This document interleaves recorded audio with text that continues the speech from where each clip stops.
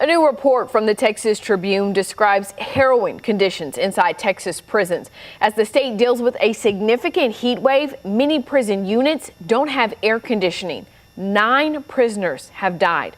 Jolie McCullough, reporter for the Texas Tribune, broke the story and joins me now to talk about what she found. Jolie, thank you for taking time to talk with us. Yeah, thanks for having me. First, sum up a little bit of what you learned for us.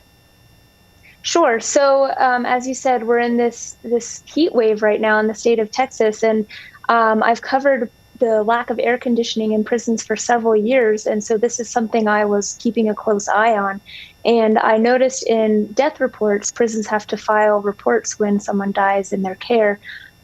I was seeing a significant amount of deaths come in, especially cardiac arrests, heart attacks, the types of deaths that can be attributed to heat.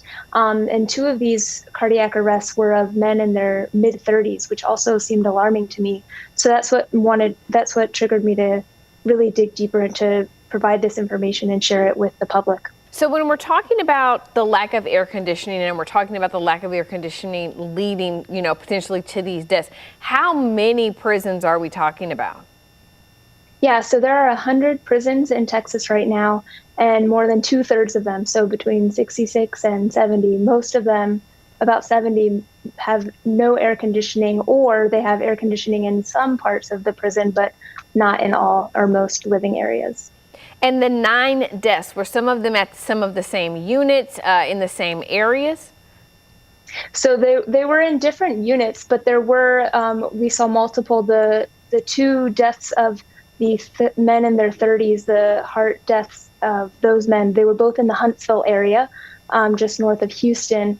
And so it's more spread across the state. But these 9 deaths that I counted, they weren't the only deaths within Texas prisons at that time.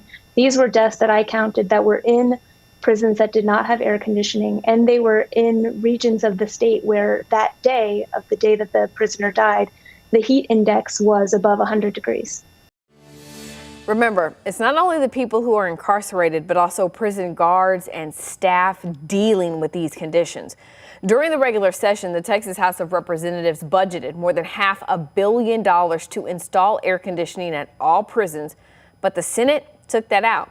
TDCJ is set to get $80 million, and some of that money could be used for air conditioning.